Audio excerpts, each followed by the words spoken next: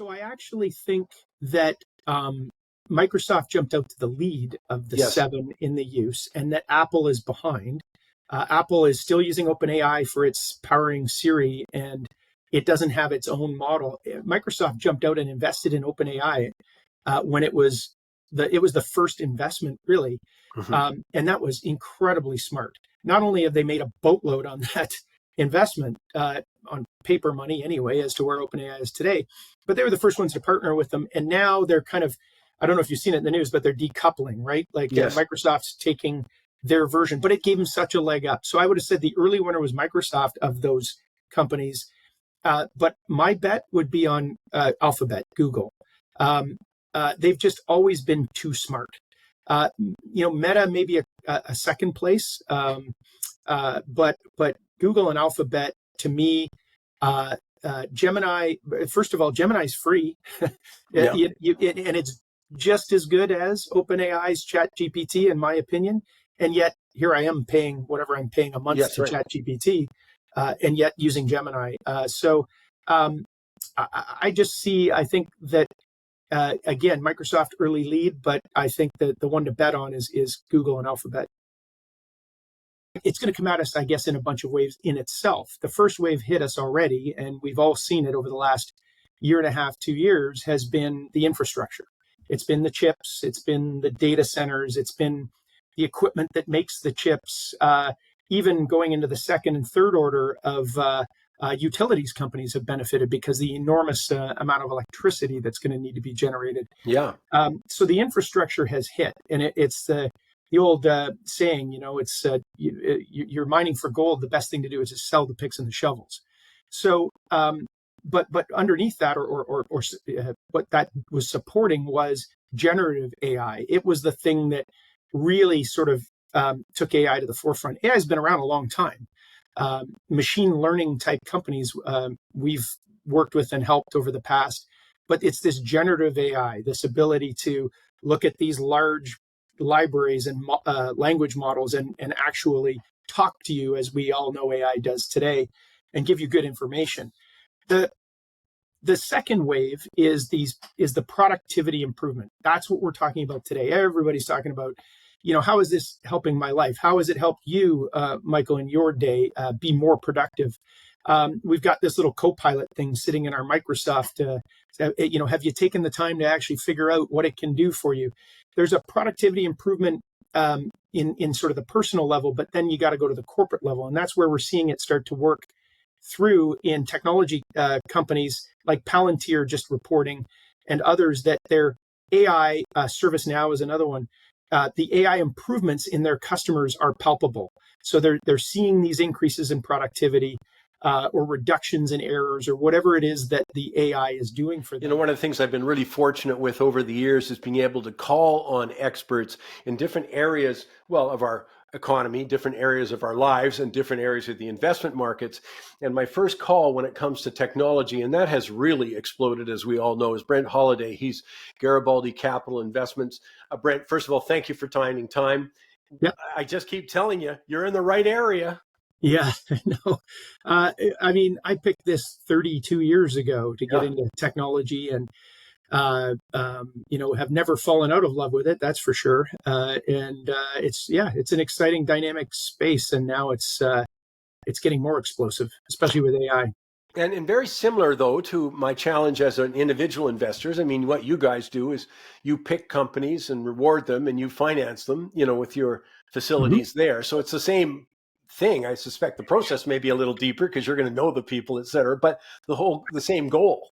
Yeah, if we're so we do two things. We help with the financing, and we definitely do our work there to make sure that the company is viable, and other investors are going to see what we're seeing. And then we end up selling them in a lot of cases. We do a lot of M&A work, and in that case, we got to really know the buyer. And the buyer is typically, either another technology company, so the strategic angle, and it could be a financial buyer. There's a lot of private equity out there that's looking into technology. A lot of companies actually get bought by financial buyers, and entrepreneurs and some of the investors don't think of that at the beginning. Yeah. But there's a lot of them out there. Am I right in saying that artificial intelligence is as hot as I feel it is, again, from the outside? I mean, it's a huge subject, and people should start with understanding what a broad subject, broad applications it is. But as an overview, am I right on that? Yeah, technology has come at us in waves over time. And like, for instance, a wave 15, 20 years ago was smartphones. Okay. Well, that Hmm. was easy to sort of hold on to. You knew what a smartphone looked like.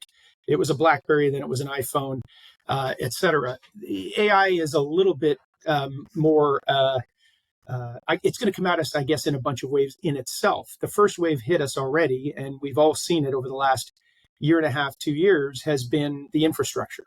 It's been the chips, it's been the data centers, it's been the equipment that makes the chips, even going into the second and third order of utilities companies have benefited because the enormous amount of electricity that's going to need to be generated. Yeah. So the infrastructure has hit, and it's the old saying, it's you're mining for gold. The best thing to do is just sell the picks and the shovels. So, but underneath that, or what that was supporting was generative AI. It was the thing that really sort of took AI to the forefront. AI has been around a long time. Machine learning type companies we've worked with and helped over the past, but it's this generative AI, this ability to look at these large libraries and language models and actually talk to you, as we all know AI does today, and give you good information. The the second wave is the productivity improvement. That's what we're talking about today. Everybody's talking about, how is this helping my life? How has it helped you, Michael, in your day be more productive? We've got this little co-pilot thing sitting in our Microsoft. Have you taken the time to actually figure out what it can do for you? There's a productivity improvement in sort of the personal level, but then you got to go to the corporate level, and that's where we're seeing it start to work through in technology companies like Palantir just reporting, and others, that their AI, ServiceNow is another one. The AI improvements in their customers are palpable. So they're seeing these increases in productivity or reductions in errors or whatever it is that the AI is doing for them. So we're kind of in that wave right now. Microsoft and the software companies are kind of benefiting from it. The I kept hearing the jury's still out on productivity. The jury's still out. Is it happening? I think in the last few months, we're starting to hear it's happening. Yes. Then there's a kind of the third wave, which is going to be the pure play AI companies themselves. So we know who they are. They're OpenAI, Anthropic. The Canadian one is Cohere, Perplexity. These are the actual companies that are making unbelievable amounts of money already, right? Like hundreds of millions of dollars, in some cases billions already in revenue, and yet they're private. And so, on an aside for a second, we investors have been able to go and invest in these infrastructure companies because a lot of them are public. So we all could have benefited in the first wave. The second wave, there's some interesting IPOs that are happening, like CoreWeave and others. We can invest in those in that second wave. The third wave, they all seem to be hiding behind the private wall because there's an enormous amount of private capital out there that keeps supporting them, keeps investing in them. Elon Musk's XAI just raised at a very high valuation. And I've only actually heard of, and it was only a partial exit, Scale AI, which Meta invested in. They kind of partially exited, but there haven't been any big exits and certainly no IPOs of this pure play. So that's another wave that's coming at us. Eventually, these companies will be public and accessible to the broader investor. And the last wave that I would say, if we want to sort of peer around the corner and say what's coming next, it's agentic. And agentic AI, what that means is agents. The easiest way to think about it is the process that you go through, Michael, to book a golf trip to Ireland. Yeah. If your agent knows exactly what you historically have done and liked, and everything down to restaurants and hotel preferences and everything else, you can just say, I'd like to go on a golf trip to Ireland with my 8 buddies. And you tell the agent what 8 buddies, and it goes out and does all of it. And it comes back and it says, here's the best I could find for what you want to do in the time you want to go. that's the easiest way to explain agentic AI. But agentic AI is certainly that fourth wave. It's coming. We'll see it probably in this year and in 2026 in our personal lives. It's already starting to be in the corporate world. Agentic AI is starting to roll out. So, that's kind of the next wave that we see. Well, when I hear that, I immediately wonder, will we need travel agents anymore? I mean, because that's the other side, is the disruption Yep. to the employment side of things. Mm-hmm. That's one that people would understand what you've just described beautifully, but it's, oh, are there going to be travel agents, or I'm just going to hook up in my computer? It is probably the end of travel agents. Now, travel agents out there are not, they don't need to go repurpose right away, because there's going to be, as in any shift in technology, and this goes back to, Luddites and back into the Industrial Revolution and shifts. It happens all the time. It's happening faster. Yeah, sure. Cadence has picked up.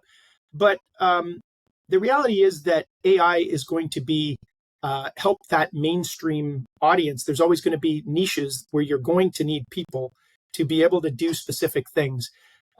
So I think that there will be displacement, but there's always going to be the need for people who understand travel and are right on top of it.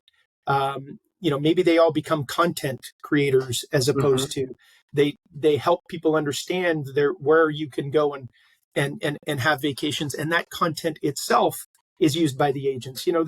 There's kind of ways you have to be a bit creative, but you have to think about what this disruption that's coming. But it is going to be some serious changes. Software programmers, it was the job to get. It was the get into university, get into computer science. You got the highest, other than I think, engineering, a few engineering jobs. It was the highest undergraduate salary you were going to get.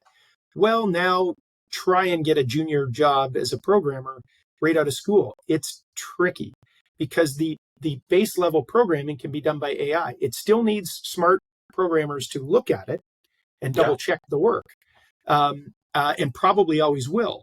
But that's another huge disruption. And we could go on and on about that. Well, but as you say, though, we've had these disruptions in the past, so we shouldn't act as if that hasn't happened. Innovation is consistently, done away with one side of the business, and others grew out of it. And That's right. So let's not lose. I'm glad you said that, because people shouldn't be fearful and lose that message. There will be change, though. I mean, I'm thinking in terms that you might enjoy this. I wanted to do some taxation comparisons, so I made up a person. Said, this is how much, all the things that I understood, and I know a fair amount about taxation, but all the things I understood to put in. And then I just simply said, do their tax form. And I gave about 8 jurisdictions. And it just reminded me of that level of tax preparation. You're always going to need, some level of tax planner, as you say, the above side, but the nuts and bolts can get done. I do it in research nonstop. I don't have to hire someone. I just know how to. Now I need to know what question I'm specific. Like I get it. Both Grok and ChatGPT give me a lesson, and that wasn't the right question. I look at it and I go, oh, I got to learn to be more specific. What I was looking for research wise. But I mean, it's both exciting, and for some people, I'm sure it is, a little bit frightening, but it's here. It's a reality. Yes. You have to be very literal. It actually helps in my real life too. I can communicate better because you have to be really literal with Gemini and ChatGPT for sure. Yeah. Let's come back to the investment side of things. And again, obviously this is what you do for a living, so it's an oversimplification, but give me, I'm trying to say, we're always guessing who the winners are. It doesn't matter if I'm talking about mining for critical minerals or the next oil well or the next retail fad. So we're always looking for winners. What are you guys looking specifically for? Do you look at existing cash flow, for example, or you just like the area management, past performance, that kind of thing? Yeah, the stage that we're at is when they are. We like to work with the companies that are bootstrapped. Didn't raise a bunch of VC previously. They're lightly capitalized, or they've actually just figured it out and never needed outside money. And now they're looking to expand and grow and probably take a little bit off the table. So that's the Hmm. stage we're at. So these companies are established. So you can look at their metrics and really go into as I know other investors do, and the way they look at it, you can actually get these guys well prepared um, uh, by understanding those playbooks. But really at this point, um, uh, that if I'm thinking about a warning, if you will, is people are saying AI is everything. So the number of companies that come at us and say we're AI this, AI that, you've got to be careful that some AI is easy to create and look like you're unique, but in fact you're not. There's hundreds others just like you. That's really the key is what have you done with AI? What type of AI are you using? If I'm just in the Hmm. AI Right. sphere here for a second, and how is that differentiated? Um, because for instance, chat bots, the little things, personal assistants that talk to you on the websites, or the phone answering systems that are now powered by AI and can intelligently route calls by listening to Hmm. you and talking to you. Those are a dime a dozen. They're Yeah. everywhere. So that is one of the key things that has been true about any technology investing ever is how are you unique? And then not only how are you unique, but a year from now, how can you stay ahead? If you've found Yeah. something unique, do you actually have, we call it the competitive moat to keep them away? That to me is the key, especially in a very noisy environment like AI. Hmm. Well, and again, I mean, there's so much changing in this. Can I give you another one of those Sure. questions where you can shake your head? But if you were going to choose, we've heard so much about the Magnificent Seven over the Mm. last, and they don't do all exactly the same things, but there's several players like Amazon or Apple or Microsoft. If you were going to choose one of them as an AI play, that's the thing you're looking at most. Is there a winner emerging there or someone with a lead in those big Yeah. companies?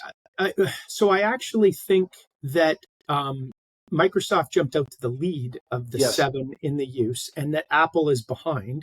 Apple is still using OpenAI for its powering Siri, and it doesn't have its own model. Microsoft jumped out and invested in OpenAI when it was the first investment really, Hmm. and that was incredibly smart. Not only have they made a boatload on that investment on paper money anyway, as to where OpenAI is today, but they were the first ones to partner with them, and now they're kind of, I don't know if you've seen it in the news, but they're decoupling, right? Like Yes. Microsoft's taking their version, but it gave them such a leg up. So I would have said the early winner was Microsoft of those companies.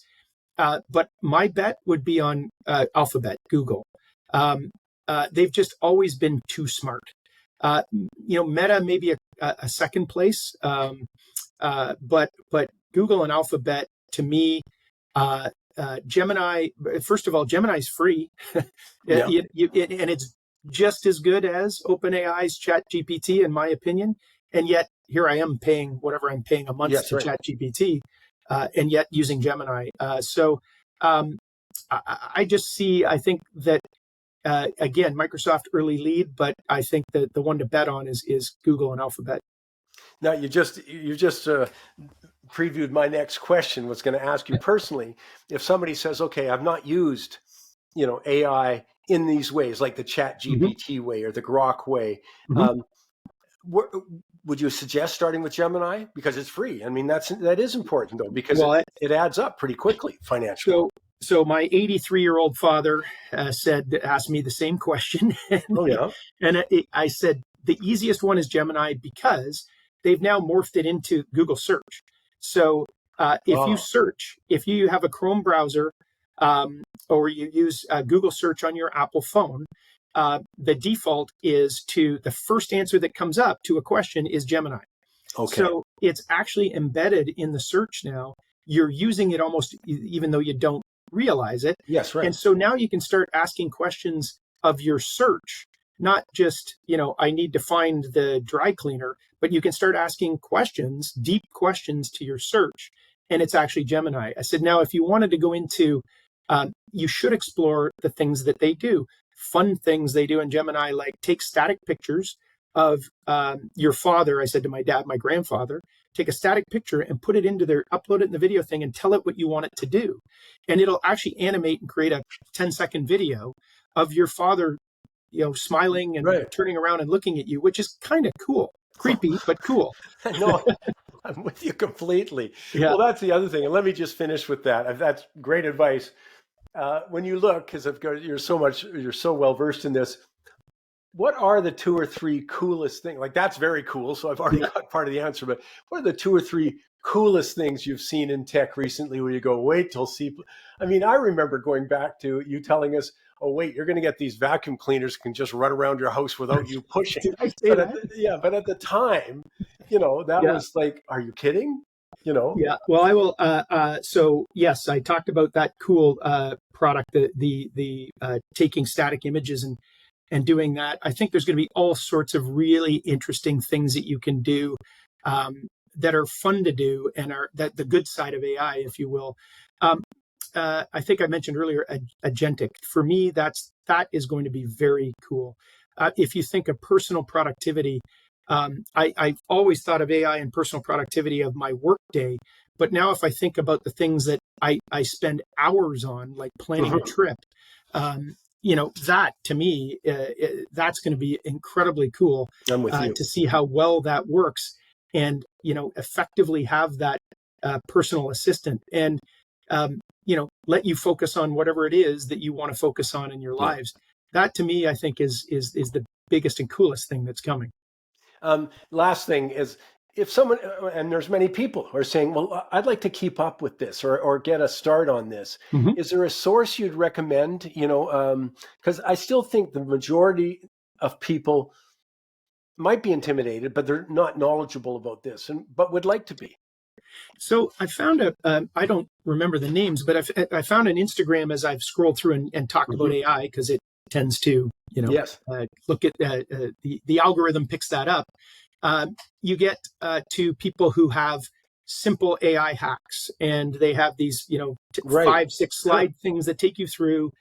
Here's what I do. Now, some of them are very promotional. You have to be careful. They're trying to, at the end of it, get you to buy something. But some of them are quite good in that they just, in very simple terms, easy to consume.